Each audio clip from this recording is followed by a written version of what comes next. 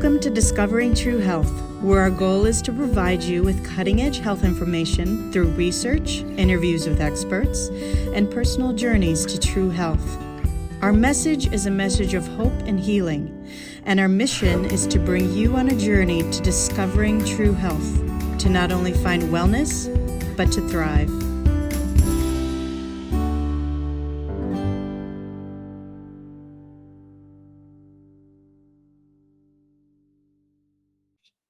Hello, everyone, and welcome to Discovering True Health, your weekly deep dive into health and wellness.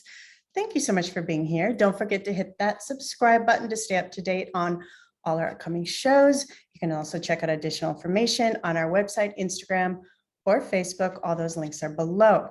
So today we'll be talking about how to return to true health, whether it be healing from a chronic illness, weight loss, or disease prevention.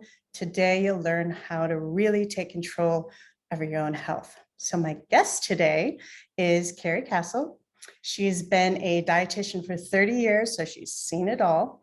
She's also a life coach, international keynote speaker, has been featured on Fox, ABC, and NBC. She has a successful private practice where she focuses on helping people with prevention and disease management. And she's author of The Domino Diet, How to Heal You from the Inside Out. So Karie, thank you so much for joining me today. Oh, it's my pleasure. Thank you so much for having me. All right, so so your book is incredible. So tell us about what the Domino Diet is. That is a mouthful to say and a small spiel, but let me say this. What the formula is, I guess. Yeah, absolutely. Well, I woke up in the middle of the night looking for a way to serve people in a different way altogether from what I had been as a dietitian for 30 years, as you said. And what am I going to call this endeavor with a life coach hat? What am I going to do? And I actually woke up and seen these dominoes falling, and words were on them. I didn't know exactly what those words were at first. And I heard the words, the Domino Diet. And I can talk more about the struggle I had with that. But nonetheless, the title came to me as the Domino Diet, and it turned out to be a formula. And the formula starts with completely opposite to where I was talking as a dietitian beforehand. It starts with your thoughts. Then that ignites our breathing. And I can talk more about that. Our breathing ignites our hormonal cascade. And we have a couple of sort of cascades that are pretty typical. And it's the hormones that dictate the feelings. And then it's the feelings that we respond to in terms of our actions. And then we have our results. I was coming at it from the results end, and I'll talk more about that, but there was all these other places that we could look at the root cause versus just extinguishing a whole bunch of fires like I had been. So that in a nutshell is the formula, and I'll say more about it as we move along, because I think it's a game changer. It fills in the missing pieces, and I do believe we had it backwards. Yeah, it's fascinating. So instead of focusing on, like you said, the results, we're finding the initial cause and starting there and yes, going back and or fixing it before it even happens, or preventing it before it even happens in that manner. Yes. And I really love about how you talk about breathing.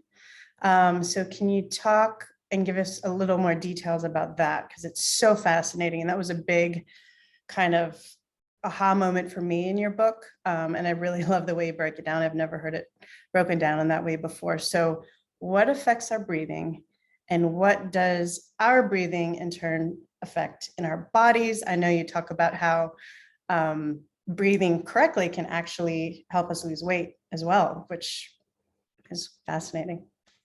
Yeah. Really and honestly, I think back to our DNA, and it's in us. Nothing we can do about that fact, and in fact, we should be grateful. It is what has gotten us here today. Once upon a time, the day-to-day was to not be eaten and to find a way to eat. So our mindset and our brain has been trained to ignite quickly to either fight flight response, which is, hey, there's a mammoth coming, or I need to fight this animal in order to have food. I mean, there's just been this generations and generations and generations of that requirement for survival. And yet we do have another hormonal system that I'll elaborate on, but the breathing that ignites that is called the parasympathetic system, or I call it the R&R in our book, because it ignites the rest, digest, and create mode, opposite to the fight flight response. And by the fact that we breathe a particular way, we'll trigger either one of those pathways. And the brain is just so fascinating to me because it's constantly watching, but we're not always on top of our thoughts, which is why the Domino Diet formula starts with thoughts. So how many thoughts have you had, even while in the shower, before coming on here? And how we're breathing is actually either going to be shallow or calm and collective. And the brain is quickly reading one way or the other. So fight with your spouse, driving in traffic while eating, fight with a teenager, coworker, running from a mammoth. Same chemistry happens in our body. We're breathing usually shallow, quickly, and the brain is saying, oh, she's not safe, he's not safe. Here we go. Here's all the requirements so that you can fight and flee. So that kind of floods all these chemicals, yes, hormones, a different yes. type of hormones. The heart's going to race. And yes, exactly. The breath. So it starts with your thoughts, then how you breathe, and then a cascade of hormones will occur. And this is just the brain completely listening or watching for all these clues. So if I quickly right now breathe in through the nose, and out through the mouth, like you're blowing through a straw, a couple times, 3 times, depending on maybe what's going on, the brain is automatically going, oh, you're safe? Because there's never been a scenario running from a mammoth or fighting with your spouse where you're breathing like calmly. So the brain quickly, oh, you're safe. Oh, I'll provide you the other hormones so that you can now reprieve and rest and digest. Wow. It's so fascinating because, as you know, meditation and all these wonderful breathing practices are important. And I knew about the scientific part of it, but I hadn't brought it full circle in my mind until the life coach hat came along. So I'm glad you appreciate it. I'm glad you asked the question, because I really want people to become more default in the area of the R&R response versus what seems to be default still is the fight flight response, even though we don't really have to find food like we used to, and we're not being chased by a mammoth. Right. We have more options. And that was what's fascinating. Even as you were explaining it right now, it's like our breathing is actually like an input control Yes. to our brain, to tell our brain what to do, and we're in control of that. So we're telling our brain and body what to do by breathing in a particular way. Yes. And we have control over that. We just need to be mindful of it.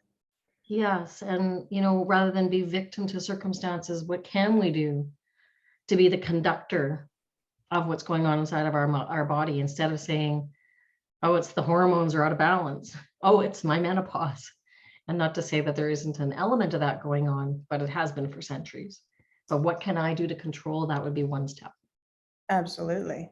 So fascinating. And then there is a part in your book about breathing and weight loss, how there's some sort of correlation between the breath and actually helping your body release the fat. Yeah. Well, studies show when you release weight, where does it go? Does it evaporate out of your skin? Like, there's been studies done on that.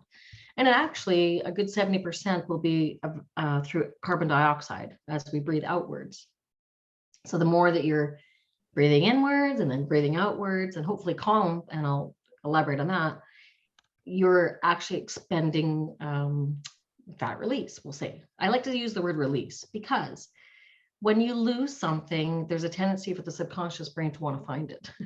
And there's really a lot of memory going on to, oh, remember that one time when you lost that one item and we really had to go searching for it. There's a lot of subconscious mind going on.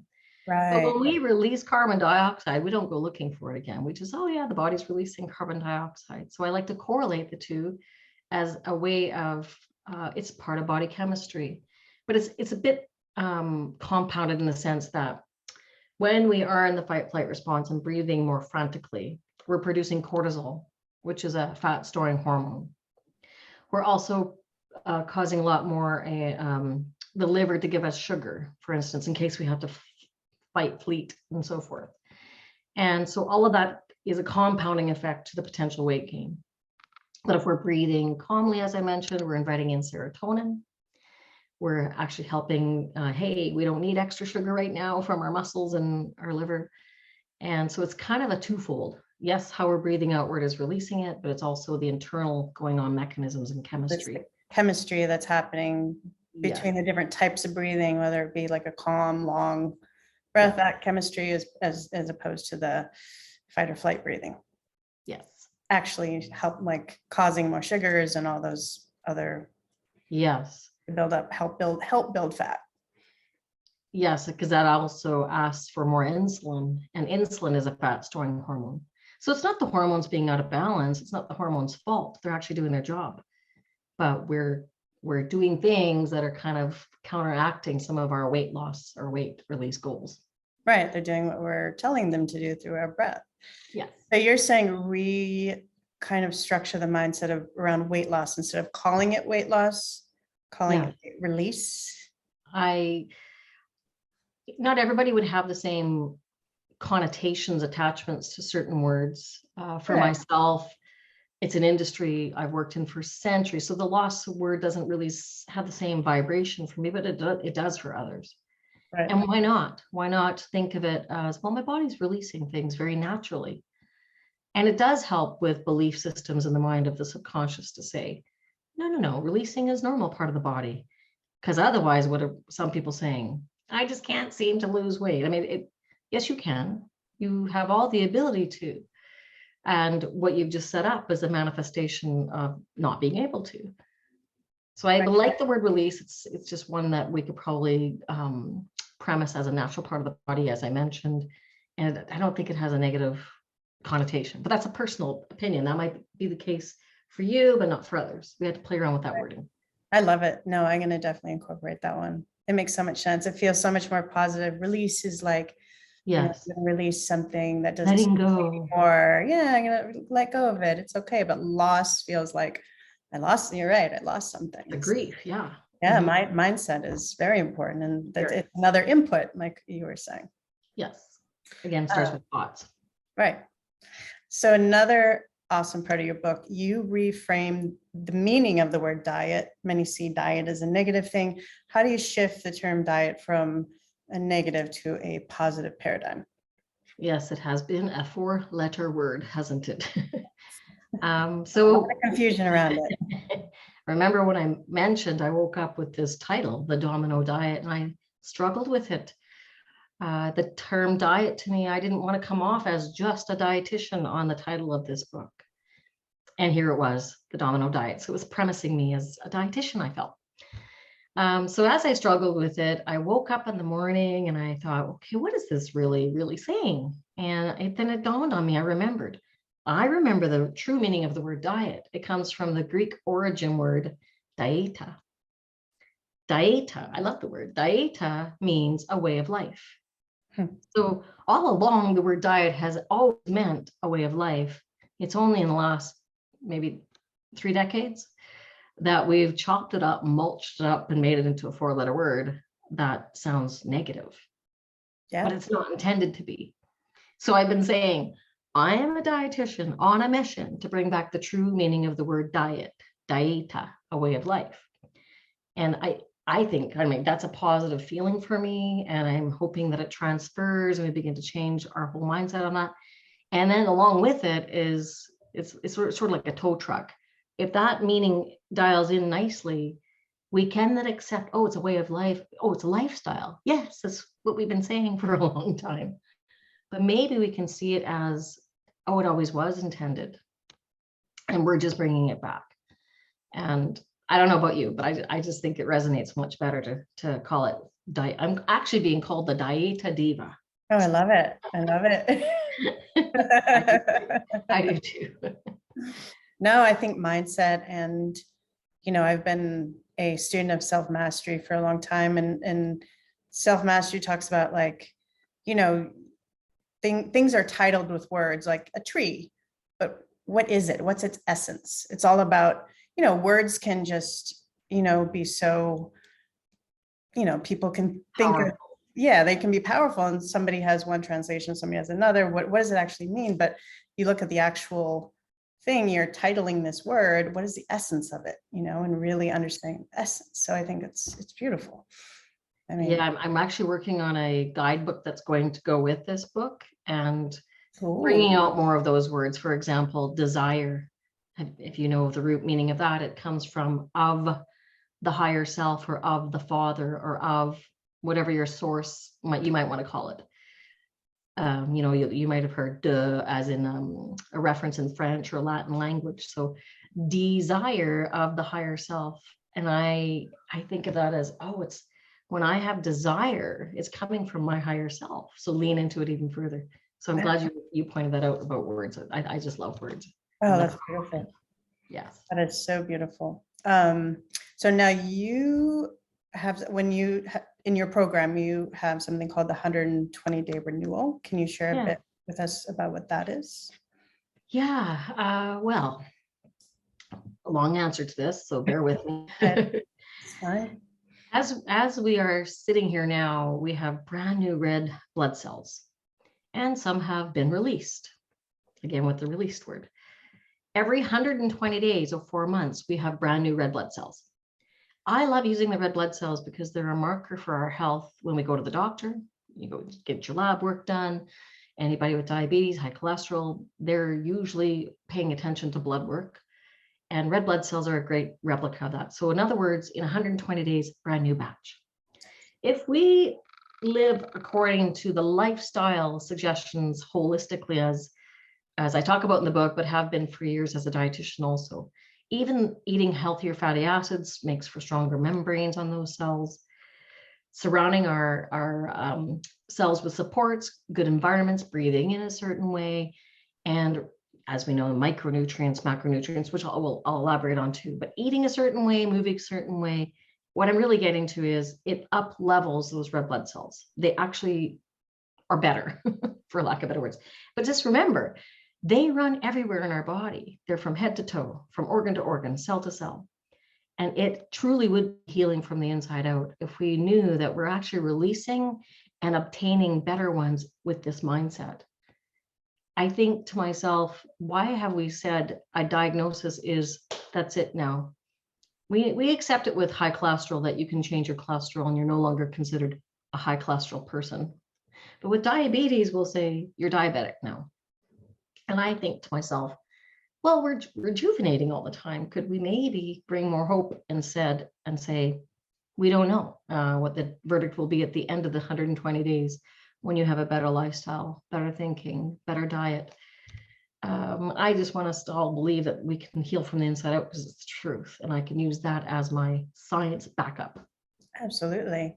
And yeah, and along the same lines in your book, you talk about, I think it's every 7 years, every cell in our body has regenerated. Like we're entire new, everything's new, basically. Yes. Thank you for mentioning that because yes, some cells regenerate quicker. Right. And some much slower. We know this, that when we break a bone, that they will mend again. And we know that eating a certain way will do that as well. So I like to bring it to yet another cell system, which is the red blood cells. But you're right, every 7 years, we're entirely changed. Wow. Yes. So like you said, if we're diagnosed with something like diabetes or, me, I've suffered from COVID. I've been a long hauler for 18 months. That's hope. That's, hey, this too shall pass. Physiologically, scientifically, this too shall pass. Yes. I mean, it means, depending on the diagnosis, there might be some fine tuning within that, which is what I do on an individual basis. And you'll probably ask me a little bit about micronutrients and so forth, but it would come down to that. Yes, let's talk about micronutrients and macronutrients because there's been a lot of confusion around those. I guess firstly, for those of us that don't know kind of the basics, what they are, why they're vital, what are some micro and macronutrient foods that are great that we could implement, and some kind of tips around structuring a diet around important ones. Yes. The macronutrients are the carbohydrates, protein, and fats. Most have heard about these, of course, and they have been in a battle against one another and for one another forever. I've been in wellness since the 80s. I actually started in alternative medicine. I was 13 reading the Nutritional Almanac book instead of Vogue magazine, and I thought that was normal, just to kind of give you a little insight there. So back in the 80s, it would be normal to hear about carbohydrates. They were the best thing ever. And protein powders and whatnot were just really not talked. They were little bags on the shelves back in the store. It was all about carbohydrates. Then into the 90s, it was all about fat, and lower the fat and diet this and light that. Probably rings a bell for most. And then all of a sudden it became about protein. And if you are paying attention, it's going to circle back. It's called plant-based diet right now. If you're hearing plant-based, at the end of the day, that's carbohydrates. It's just under a different name so that it looks sexy and different, I guess. Right. And what I don't love seeing is that there's any battle whatsoever, because we need them all because of the micronutrients. Micronutrients are the vitamins, the minerals, the fiber, the omegas, the probiotics, all the things that are part of those giants. You cannot remove a carbohydrate or a protein or a fat without removing vitamins, unless you're really crafty about what you're doing. Somebody with celiac disease or another condition may need to, depending, and that takes fine tuning. So as I mentioned for you, that would have been immune enhancements maybe for your immune system, which is fine tuning. Nonetheless, the micronutrients, I consider them to be the hidden army. I love talking about vitamins and antioxidants, and the ones that are so underappreciated that are behind the scenes, hidden under those giants. So I think we should focus on micronutrients, and then we'd see that they all belong, but maybe not as much as we thought. Doesn't need to be in the form of a great big Danish, which might contain a few things besides carbohydrates. Right. So what are some great micronutrients foods that contain micronutrients that are important? The thing I usually go straight to is, hey, how are your fruit and vegetables doing in your diet? Be it we squeak them in, eat them as snacks, whatever the case may be, because studies show, for instance, 5 servings, and by the way, a half cup is a serving. Okay. 5 servings in a day, be it all fruit, all veggies. I like a nice healthy combination. I actually like to have about 3 to 4 of that being from vegetable and 1 to 2 being from fruit. And that takes a bit more fine tuning if you're an individual. I work with you. Nonetheless, this will produce disease reduction. So if we know that 40% of cancers will reduce by 40%, let me say this correctly. Most cancers will reduce by 40% by consuming just those fruits and vegetables, because in those fruits and vegetables are fibers, antioxidants, and again, the vitamins. So that's one way of going straight to, well, how can I ensure I'm up leveling my micronutrients? Right. But omega-3s are part of that, and omega-3s are more in the fish, certain nuts, hemp hearts, some people have heard about. And I really think that's a great focus as well. So fruits and vegetables, I guess it's the F's, fruits and vegetables and fish. And other ways of obtaining that if you cannot eat fish, for instance. And fiber, hey, it's 3 F's. Fiber, 3 F's. Yes. So you said 3 to 6 servings of fruits and vegetables, was it? And it's 1 serving is a cup? Well, half cup is generally a serving. Okay. There's some exceptions to that. Like a romaine salad would probably require more like a cup in order to be a serving. But on the average, half a cup is a serving. I like to focus on 4 servings of vegetables and 1 to 2 of fruit. Okay. Now, there's lots of studies that say it should be even more fruits and vegetable consumption. And I'm not against that whatsoever, of course not. But I believe that it's sometimes a stretch for many to get to even the 5. So I like to begin with, my analogy is, hey, if you're driving a rusty pickup, you may or may not get to your destination. And you could put yourself in a good pickup, then you'll get to your destination. But if you go in a, I don't know if brands are a good thing to say here, but in a luxury vehicle, like Right. a Cadillac, for instance, you're not only going to get there, but you're going to get there smoothly and efficiently. I like using that analogy. So the kind of having a few fruits and vegetables throughout your day is like the rusty pickup. Aiming for the 4 to 5, definitely a good pickup. Going any further than that is definitely going luxury. Sports elite athlete luxury. Got it. Maybe that's more like a Ferrari. And you've actually worked with elite athletes and Yeah. helped them improve their levels of fitness. Definitely. Love working with all levels of athletes, novice especially.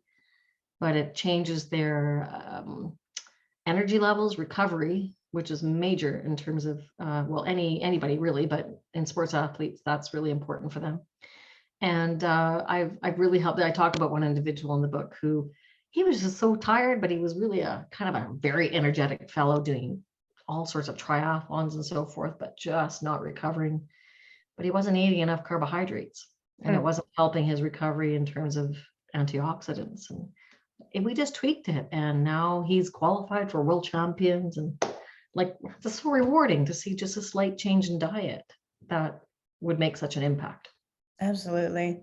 And I think a big takeaway from that chapter that I really learned was, there's a lot of traps out there as far as the marketing and these kind of narratives that, like you said, over the years, like carbohydrates are bad, then proteins are bad, then now carbohydrate, it's kind of all these narratives we got to really watch out for and kind of learn for ourselves what our bodies really need. Yes, listening to the body, getting equipped with good information. That's not so easy. That's right, because as soon as you search on the internet, most people are overwhelmed. I spend a lot of my time myth busting more than anything. Yeah. Which is part of the reason I wrote the book, was to have a foundational knowledge, and then we can fine tune individually. Absolutely. And that's absolutely what your book does. It's amazing just how you talk about the science behind everything and really explain it in ways that are so understandable. All right, so let's shift a bit. You have a chapter called Digesting Your Feelings with Friends Beck and Daniel, which is such a great name. So can you share with us first about, what negative emotions and emotional states can do to our bodies physiologically and how they can cause physical issues and disease? And then secondly, what are a few tools we can use to process our emotions in a healthy way so we don't end up with disease or health issues from holding on to them or not processing them properly? Well, in a nutshell, emotions that we receive and emit actually can be measured. And that there's not a lot of science on that, but there is science on it. Most people know of Dr. Joe Dispenza. He has very good literature on that, but there's more. And I did a little synopsis in terms of what they've measured in the book. And essentially, shame and guilt are measured at the lowest end of the spectrum. Shame is at 20 hertz. So emotions can be measured in hertz, HERTZ, which sounds like the other kind of hertz, but regardless. And so shame and guilt are around 20 to 30 hertz. Love is up around 500 hertz. How many people are still suffering from a painful event, a trauma, around the area of forgiveness, for instance? Maybe they've lost someone, and nonetheless, it can cause us to, almost like a thermostatic setting in our house, operate on a lower vibrational frequency. And gosh, if that doesn't play into how we eat, emotional eating. And I talk about a fellow in the book, which is under the chapter Digesting Your Feelings with Friends, Jack and Daniels, who definitely was waking up under shame and guilt through a divorce scenario and feeling he wasn't being a good father anymore, faced a bankruptcy. So a whole plethora of shame and guilt, which doesn't necessarily say I feel like eating fruits and vegetables right now. It generally means I feel like grabbing the things that numb my feelings. Yeah. And so that's what he was doing, and that's what many do. And it puts us in a bit of a trap, and we get into a cyclical effect. And as you can imagine, yes, it definitely affects us in terms of dis-ease leading to disease. And so you ask what tools can generate the opposite. And you've probably heard this before, but going to gratitude. When you go into the level of gratitude, as I mentioned, love is up around 500 hertz. Enlightenment is up around 1,000. So there's this middle place that love takes us to. And if we wake up and think, oh, I woke up, I was given the gift of another day. That could be a gratitude. I'm breathing. No, I don't have to think about my breathing. I'm being breathed here. I'm releasing red blood cells that are old. Anything like that.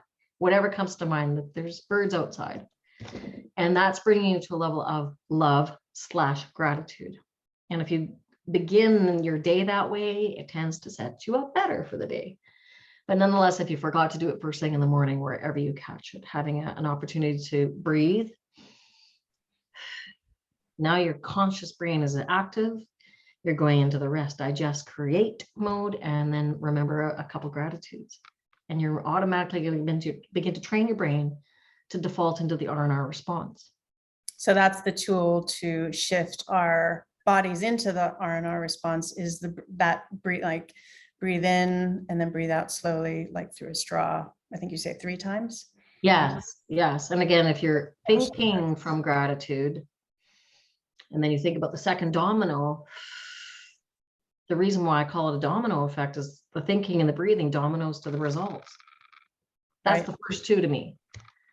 And because the hormones will ignite, on it goes. And the most we have control over is our conscious mind.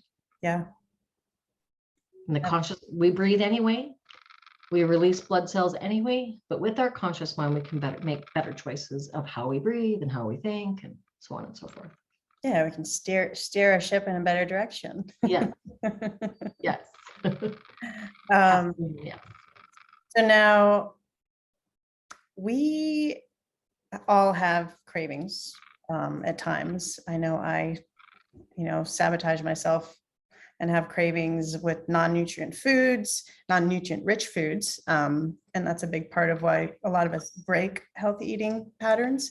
So can you talk a bit about what causes intense cravings, kind of what's happening physiologically that causes us to crave certain foods? And you have a great cravings checklist to help mitigate them. Can you share that with us? Yes. And yes, a checklist is important. Some of those cravings are legitimate. The body, as you're sleeping, sitting now, is doing a lot of work. It's breathing, it's pumping air into the lungs, and digestion's happening and so forth. And that's all requiring fuel. And so when you wake up in the morning, it is time to break the fast and fuel. Breakfast. I'm sure you caught that. And many don't. And there's a lot of talk about when should you and so forth. But to answer the question more lasered in, it would be time to really focus in on fueling at that point. If you miss that, things are going to start happening physiologically in the body to say, oh, you need some sugar because I still need to do what needs to be done inside. The subconscious brain makes up 90% of our brain, 90 to 95%. The conscious brain that says, I'm just not going to eat right now. I've decided not to have a candy bar, or whatever those choices are. That's the conscious brain, which is only 5 to 10% of the brain. And the subconscious mind, knowing that you need to survive, will send you out looking for what it needs to pump that heart. So it can ignite a major craving in that sense. So that's one. So not eating enough. The other is you're under the fight-flight response, and your liver is giving you a whole load of sugar, and your muscles are taking in all this sugar. They're ready to flee because you're into the natural fight-flight response. Whether you flee or not, your well-stocked muscles are now going to sit there, maybe, and your liver has given all the sugar that's stored in there. It's called glycogen. But its job is to replenish that. It needs now to replenish that so that in case in the middle of the night or whatever the case might be, it has stocked up glycogen. So it'll say, sorry, you haven't eaten enough. I need you to stock that up again for tomorrow. So the more stress that's occurring, the more likely you're going to have a double whammy in terms of cravings. For some, it's a trigger to numb. And on top of the fact, it would be to actually fill up the store. So there's a lot of physiological reasons why we'll crave, be it salt for dehydration reasons and so forth. And I'll just leave you with this: the serotonin that some of us are craving is connection, love. We want the R&R system, and we'll find that in chocolate. Serotonin, but it comes with some calories. So it's important that we allow ourselves to have some, and I believe in 80-20 rule.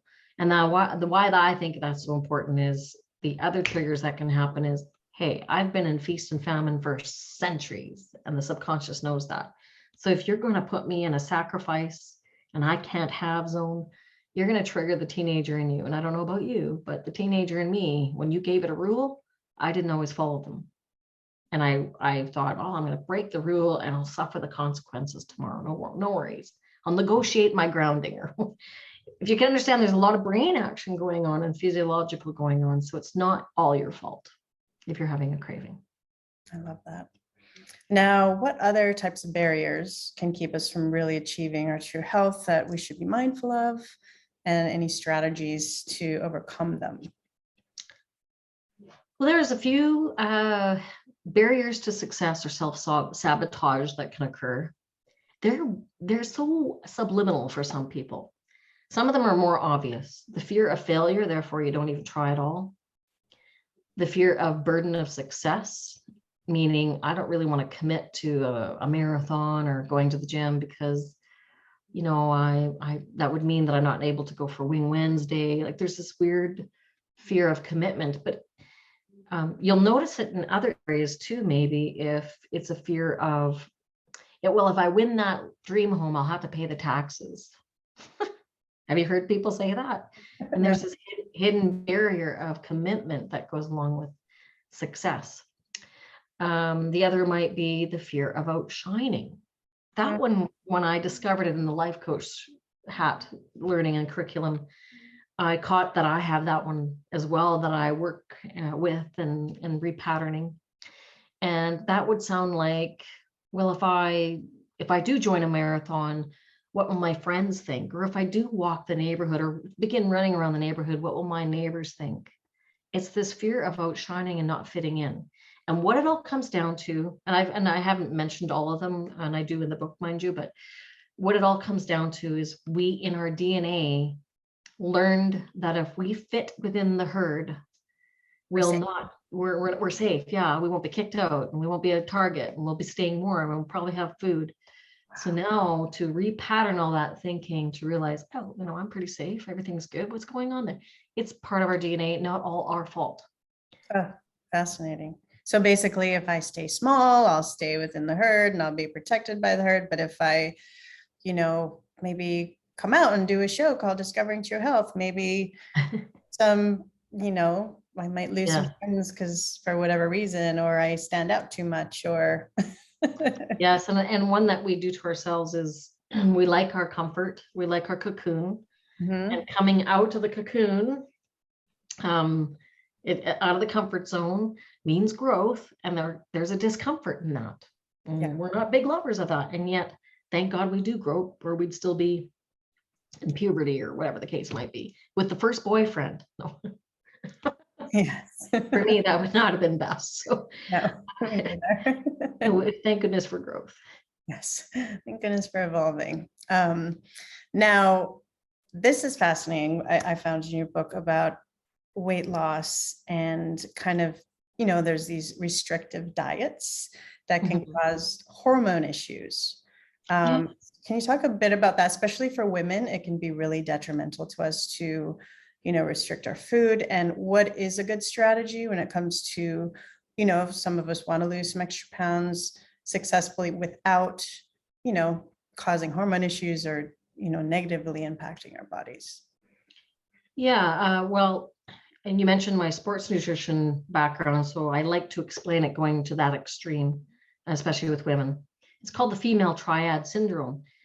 When our athletic ladies, girls, participate at such an expenditure of calories and not consume enough, they'll end up in what's called the female triad syndrome, where their body will say, I sense there's an unsafety going on for a pregnancy to occur.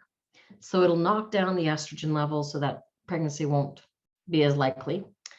And this means that fertility issues can become a problem down the road as well, because especially if it's chronic. So estrogen's lowering, meaning also your bone density is going to change, and often iron levels are changing. So there's a lot of biochemistry going on that changes our metabolism, period. You'll know those, you might have heard anyway, where their cycle will stop. So that's the extreme. Well, happening on a more moderate, minimal scale can occur throughout our years of dieting. Now, if you've only been on one diet, it's probably less likely, but how many have been on many, many diets? And they call them the yo-yo dieting for a reason, because there's this up and down heave. And all the while, the subconscious mind's going, I'm trying to keep up here. Are you going to eat tomorrow or not? Because I still have to pump your heart. And it will lower your metabolism, the way you efficiently burn, by altering hormones. Oh, you're in a stress situation, better lower everything, desert island, whatever the case. It doesn't know that you're about to eat tomorrow. It just knows it needs to pump your heart now. And fighting up against that means a losing battle, because I think I mentioned that the subconscious makes up 90% of the brain. It wins in the end. You cannot take 10% of your brain and butt up against that monster. But to then ask, how do you do it? Would be to collaborate together. And that means being aware, number one. I talk about in the book being aware of certain symptoms that, oh, I'm having headaches, lethargy, I'm having illnesses more often. All those are clues I'm not eating enough. So is there a way to lower calorie intake without jeopardizing the biochemistry of your body? And the answer is yes. And it would have been a simple process once upon a time, but it's become a bit more complex because of the diet messaging out there. The 4-letter word diet messaging out there to restrict too much. And that is so very different for everyone due to gender, height, muscle capacity, movement. And hey, I'm 4'10". And I don't know how tall you are, but my husband's 5'10". So right there's a total difference in calorie requirements, and it's important to individualize that and follow a formula for that. Absolutely. So, really everybody needs to tailor everything to their own specific body. There is no one size fits all. Everybody's body needs a certain amount of calories to just for their vital organs to keep them alive. And if you restrict beyond that, it starts shutting down there are parts that aren't as vital as your heart and your lungs, let's say. Absolutely. And I don't suggest that everybody needs to count calories. Please don't take it that way. In fact, if we could get to our intuitive self by thoughts, breath, become more default by that system, you'll begin to see that you are guided to stop eating quicker, or maybe not as often, or the portion sizes become, oh gosh, I didn't even need the whole sandwich. These things start to happen just by pausing before you eat, which is another thing that I talk about in the book, because it changes completely in the way of mindful eating. Talk about no screens are not good while we eat. Yeah, I suggest that we pause before eating, breathe in, as I mentioned, because we can switch into the rest digest mode. And our serotonin will begin to flood in, and it will help us feel fuller faster. So there's a lot going on in just the breath before you eat. It's amazing. Yeah. And taking away the news and screen time, because could you be activated into the fight flight response by watching the news? The answer is yes. So if you're watching the news and having dinner at the same time, that could activate, the fight or flight, all these hormones, and then that will cause issues with your digestion. Yes. Amazing. We breeze past breath, but it's a game changer. Yeah, that one's a big one. Now, this is kind of a general question, but how do you feel the fundamental paradigm shifts in our current healthcare system and our society? What needs to happen in the current paradigms in order for us all to really find true lasting health? I come from the curriculum of being in the hospital. I'm so privy to have worked in that environment to understand without finger pointing. I mean, running to exhaustion because there's so many fast making decisions that are happening in the hospital in acute care. And they absolutely need that system. Yeah. And unfortunately, that was the only system that existed once upon a time. It was the only system that was funded once upon a time. And the way I like to suggest is that I have been for years operating with, here's your diet, here's your symptom, here's your pill, here's your symptom, here's your diet, here's your pill. And it was this cyclical, that's all we focused on. But discovering all of these other dominoes in this sense means holistic, and a different whole as in WHOLE, holistic, where we not only look at just your health, we look at your relationships. I look at your time and money, your vocation, because they are so interconnected. And how you do one thing is how you do everything. As I quote Mary Morrissey an awful lot in the book, that's where that comes from. And being able to see how they connect means you're seeing the whole vehicle and not just looking under the hood and looking at the dipstick for your lab work. Right. Or just oh, you have something, let's throw something at it to fix it after the fact. Yes, I'm on a mission to create a program that is all encompassing, that it's almost this makeover of mindset, going into yoga practices, so that we are holistically taking on our health. And that by the time that acute care happens, it's not only lesser, and they can focus on what's actually most troubling at the time, accidents, whatever the case might be, but on disease level, that we have way more control and that we take it into our hands. Yes, I love that. So important. It's definitely a shift we'd like to make. Now you do nutritional coaching and life coaching. Yes. And we can find you at on your website at thedominodiet.com. So I'll post a link to that below, as well as to your book. I highly recommend her book. It's filled with so many great tools for life transformation, in addition to the information around nutrition. And what I really loved about your book, Karie, is that in each chapter it has an action step. Yes. So important for integrating everything. And it also has a mantra, which is so wonderful as well. That goes along with each one. Before we wrap it up, do you have any final thoughts or words for those of us who our goal is to find and maintain true health? Yeah, I don't know when this broadcasts. So nonetheless, getting ahead of the Monday thinking, the New Year's Eve thinking, getting ahead of it and beginning to take a step, and try not to have that all or nothing thinking, and that we can have flexibility. 80-20 rule is what I call it. There is room for chocolate. It's not franchise fault. It's not the pasta's fault. It is probably a frequency and overdoing of the portion distortion, I call it, and that we can have our cake and eat it too if we applied a certain mindset, breathing, and portion control within it, and focus on what you can have or should have versus thou shall not have. So put in the micronutrients and then see if there's room for chocolate.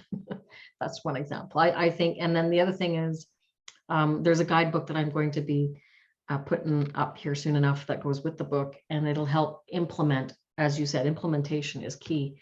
Okay. And we're new to this, so let's have a little bit of poetic license and compassion to the fact that we are trendsetters to having abundance on this planet that our grandparents, at least not mine anyway, did not have. So it's time to embrace it instead. Yes, we are in a golden age, and we are shifting into this new paradigm of health, which is so exciting. You talk about this new, the book that goes along with your book, the workbook. What's the time frame on that? Well, the draft form of it is in existence. So those who are working with me one-on-one or in a class format are receiving it. It will launch up onto Amazon, I suspect, around the Christmas timeframe. I am hoping for the New Year's for it. The audiobook is actually up on Amazon as we speak, but I'm going to be doing a promo on that right away here. So for the workbook? Well, for the actual book. Yes. Oh, yes. The audio book has a little bit more of that flavor in it, because you can change the book and an audiobook slightly when you do it. Oh, I understand. Okay. Yeah. All right. Well, I'm looking forward to that as well. So, well, thank you so much for joining us today and sharing your wisdom. I highly recommend everybody checking out her book. It's one of those books that's like a big mind shift, life-changing book. So appreciated. check it It's out. been my pleasure. Thank you. Thank you. All right. If you'd like this video, please like and share it with others. This information could really help someone you may know. Also hit that subscribe button to be sure you don't miss out on our future shows.